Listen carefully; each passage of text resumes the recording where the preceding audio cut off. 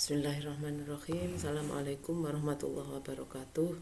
Selamat datang para mahasiswa ya di kampus kita tercinta Universitas Mercu Buana, khususnya di Prodi Teknologi Hasil Pertanian Fakultas Agroindustri.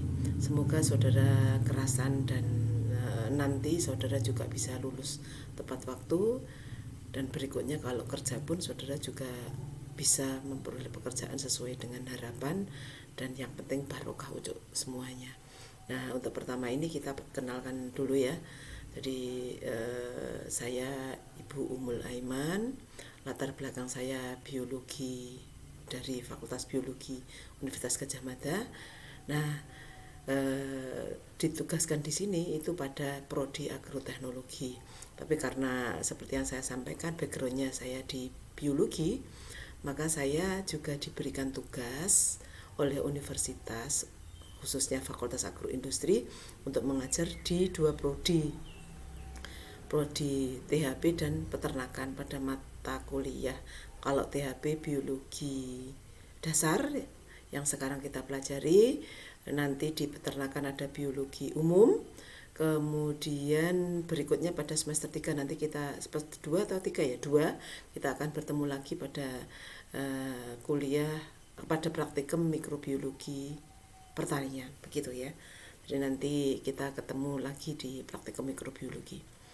Baik, untuk yang pertama kita akan sampaikan dulu mengenai mata praktikum yang akan kita pelajari. Mata praktikum kita itu adalah kuliah kita itu adalah biologi dasar.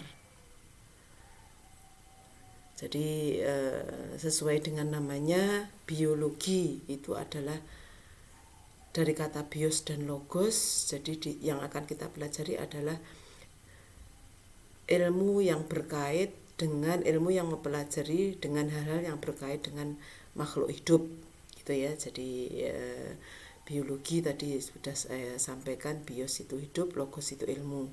Jadi itu yang kita pelajari. Nanti di awal pada hari ini kita akan pelajari mengenai ruang lingkup biologi dasar serta dukungan biologi dasar atau perkuliahan kita ini dalam pengembangan teknologi hasil pertanian. Sekaligus juga kita melakukan kontrak pembelajaran. Nah, berikutnya pada kali ini yang pertama kita melakukan kontrak terlebih dahulu ya. Jadi kontrak kita nantinya berkait dengan materi yang pertama. Jadi di materi, kemudian juga penilaian. Berikutnya nanti kita juga akan mempelajari ruang lingkup dari biologi dasar. Tadi sudah Bu Umul sampaikan secara singkat biologi dasar itu apa. Kemudian juga dukungan biologi tadi di dalam pengembangan THB. Untuk ruang lingkupnya yang pertama nanti kita pelajari mengenai kehidupan. Jadi kita setelah mengambil mata kuliah ini pada pertemuan kedua, nanti saudara harus sudah paham dan bisa membedakan mana organisme yang hidup, mana organisme yang mati. Yang hidup tadi karakteristiknya apa atau ciri-cirinya apa. Kemudian selain itu juga kita mempelajari organisasi kehidupan. Jadi di sini kita pelajari mengenai DNA, kenapa terjadi suatu kehidupan dan seterusnya, gitu ya. Berikutnya adalah mengenai adaptasi dan evolusi pada minggu kedua. Jadi nanti di minggu kedua kita pelajari adaptasi itu apa, kenapa organisme perlu melakukan adaptasi, sekaligus juga evolusi perbedaannya seperti apa, macamnya apa saja, apa yang bisa menyebabkan terjadinya suatu adaptasi maupun evolusi. Pada minggu keempat kita mempelajari keanekaragaman di tingkat organisasi kehidupan. Jadi diawali dari tingkat sel. gitu ya. Kemudian faktor-faktor yang melatar belakangi terjadinya keanekaragaman. Jadi nanti spesiesnya ada beragam. Kita mengenal ada dari plankton, dari kingdom itu ada tumbuhan atau plankton, ada animalia, ada fungi dan lain sebagainya. Kemudian kita pelajari ciri dari organisme utama tadi pada suatu makhluk hidup itu adalah metabolisme.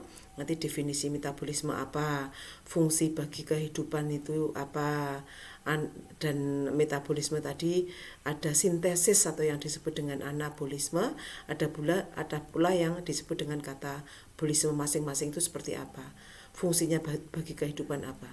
Kemudian juga adanya enzim, karena untuk terjadinya metabolisme itu melibatkan suatu enzim. Nah, di sini kita juga akan pelajari bagaimana mekanisme enzim tadi dalam mempengaruhi suatu metabolisme. Kemudian juga bagian penyusun enzimnya seperti apa, macamnya bagaimana. Kemudian kita lanjutkan pada respirasi dan fotosintesis, itu merupakan ciri organisme yang lain, organisme hidup lain.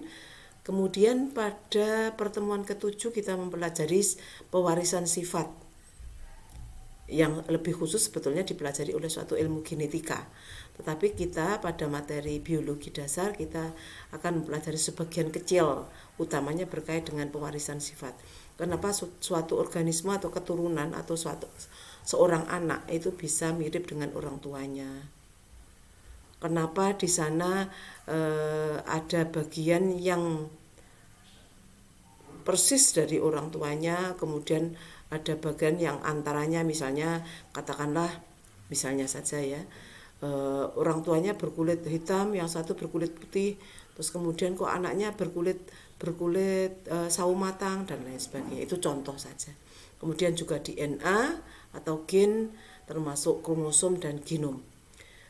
Pada pertemuan ke-8 kita melakukan ujian tengah semester dengan materi 1 sampai dengan 7. Jadi ini nanti pada saat UTS kita model ujiannya beberapa atau sebagian besar nanti berupa checkpoint dan multiple choice, karena kita memang full e-learning ya, sehingga memang memudahkan semuanya. Ya mohon maaf nanti Bu Umul juga akan lebih gampang koreksinya. Dan 1-2 yang esai begitu. Pada pertemuan setelah UTS nanti kita review hasil UTS-nya. Kita lanjutkan juga pewarisan sifat tadi, utamanya berkait dengan hukum Mendel, monohibrid dan hibrid serta sintesis protein. Pada pertemuan ke-10 nanti kita mempelajari struktur dan fungsi jaringan baik pada hewan dan tumbuhan. Ya, jadi nanti pada tumbuhan misalnya kita mengenal ada epidermis, ada parenkim, ada jaringan pengangkut, penguat dan lain sebagainya. Ya, kalau parenkim tadi kan jaringan dasar dan lain sebagainya. Pada hewan juga begitu, ada sel saraf atau jaringan saraf, jaringan otot dan lain sebagainya. Kemudian berikutnya pada pertemuan ke-11 kita akan pelajari komponen ekosistem dan interaksinya, termasuk di dalamnya jaring-jaring makanan, ada siklus materi. Kemudian pertemuan ke-12 kita mempelajari pertumbuhan dan perkembangan.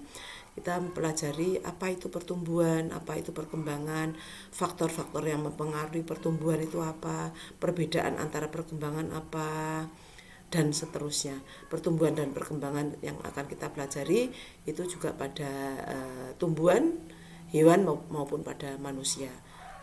Manusia itu termasuk hewan, jadi hampir sama ya. Kemudian berikutnya pada pertemuan ke-13 kita mempelajari setelah tumbuh dan berkembang, maka proses berikutnya kan reproduksi. Apa itu reproduksi? Fungsinya apa? Kenapa organisme melakukan reproduksi? Bagaimana prosesnya? Macamnya apa saja? Dan lain sebagainya. Dan pada pertemuan ke-14 kita mempelajari bioteknologi. Teknologi yang menggunakan agen hayati gitu ya. Jadi untuk menghasilkan suatu produk.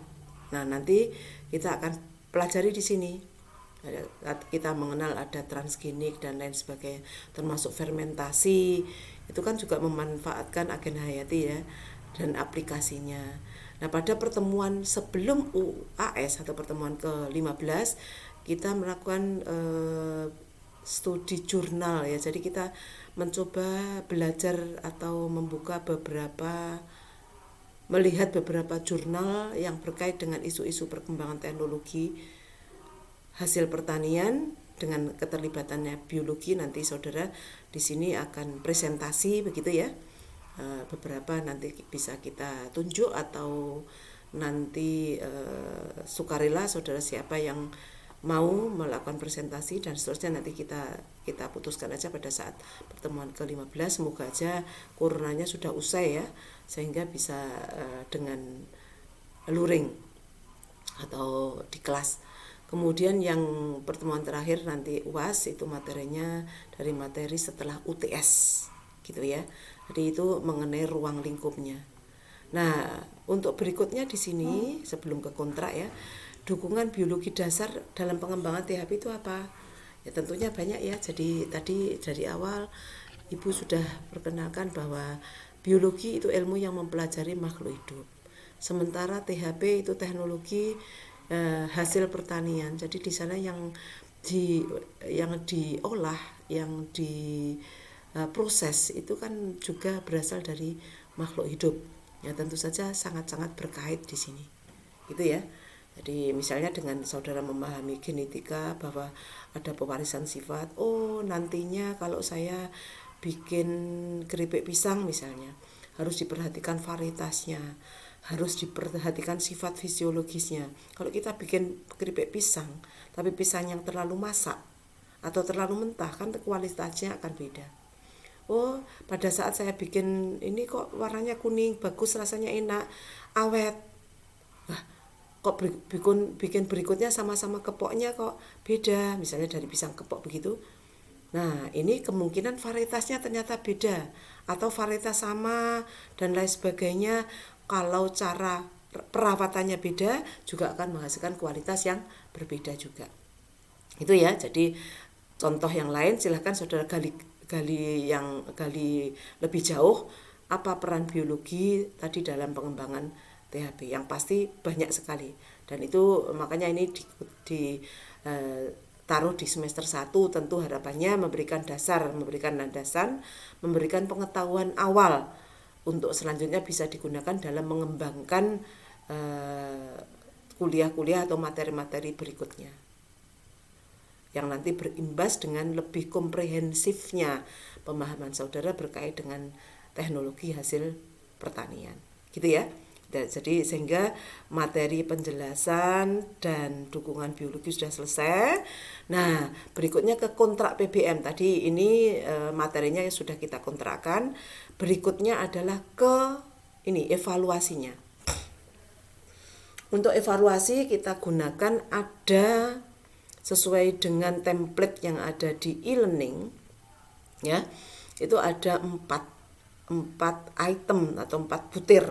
Yang pertama adalah UTS dan UAS. Ini saya coba bobotnya 35% masing-masing. Sama ya, karena bahan UTS kan begitu lulus kan juga tidak digunakan pada UAS. Sehingga bobot UTS dan UAS-nya sama, 35 dengan 35. Berikutnya tugas. Nah, tugas itu berupa apa? Nanti ada di forum e-learning kan ada namanya forum, kemudian ada namanya kuis, dan itu harus saudara kerjakan dan itu bobotnya adalah 20%. Nah, untuk yang terakhir itu adalah presensi. Jadi saya kira saudara pada saat pertemuan dengan Kaprodi ada enggak ya? Atau panitia MKBM, apa itu istilahnya? Kalau dulu itu ospek gitu ya, itu kan sudah dijelaskan detail ya saya kira tentang ini. Nah, presensinya adalah nanti 10% dan saudara dianggap hadir kalau minimal saudara mendownload materinya, kemudian juga mengerjakan tugas maupun mengisi atau melakukan interaksi pada forum gitu ya. Jadi saya kira itu. Nah, untuk peringkat penilaiannya itu ini sekarang sudah tidak ada ya yang A, B ini. Jadi nilainya adalah antara A, A min, B plus, B, B min, C plus, C dan seterusnya. Nanti mungkin saudara bisa melihat pada RPS atau kontrak pembelajaran perkuliahan yang lain. Yang pasti ini itu sudah tidak ada per ini ya. Jadi ini misalnya 85 sampai 100 itu saudara baru akan nilainya A dan seterusnya. Gitu ya. Nah, 100 itu diperoleh dari mana? Ini harus ada dari unsur UTS, UAS, tugas, kehadiran atau presensi. Sehingga kalau saudara misalnya saya berikan contoh, saudara katakanlah UTS-nya 100, UAS-nya 100, itu saudara nilainya masih 35 tambah 35 berarti 70. Nah, saudara tapi kehadirannya misalnya 5%. Nah, ini berarti 80 itu nilainya masih di amin. Itu ya. Karena saudara tidak pernah mengerjakan tugas. Dan seterusnya. Bisa ya? Jadi saya kira difahami seperti itu. Ini aplikasinya gitu ya. Sehingga memang kita menggunakan beberapa butir penilaian yang masing-masing mempunyai bobot yang tadi sudah Bu Umul sampaikan. Nah, terus pustakanya antara lain ini juga cukup bagus dan komprehensif. Yang lain-lain bisa saudara tambahkan. Itu saya kira materi perkuliahan pada pertemuan kali ini. Ya, minggu depan kita bertemu untuk membahas mengenai suatu kehidupan baik dari karakteristiknya maupun organisasinya. Gitu ya. Terus kemudian karena ini pertemuan pertama, saudara saya harapkan perhatikan betul ya. Jadi di e-learning itu nanti ada forum, sekali lagi ada kuis, mohon diperhatikan. Terus kemudian karena kuisnya di pertama itu saya isi dengan perkenalan ya. Jadi di sana saudara diminta, Bu Umul minta mengisi nama, nomor mahasiswa, atau NIM, kemudian nomor HP, terus emailnya, begitu ya. Terus kemudian untuk materi insya Allah Bu Umul akan selalu upload tiap minggunya itu terakhir pada hari Senin, gitu ya, mesti saya upload. Tapi saya harapkan setiap hari Jumat itu sudah saya upload. Jadi silakan di Jumat atau Sabtu begitu. Kalau mau aman ya Sabtu begitu, insya Allah selalu sudah saya upload. Itu ya, saya kira pertemuan kita pada pertama ini. Jadi sekali lagi ikuti protokol kesehatan, kita selalu berdoa semoga kita selalu diberikan kesehatan terus ya. Coronanya segera usai sehingga kita bisa melakukan perkuliahan secara langsung ya, sehingga mungkin akan lebih enak begitu ya. Sekali lagi terima kasih, selamat pagi, assalamualaikum warahmatullahi wabarakatuh.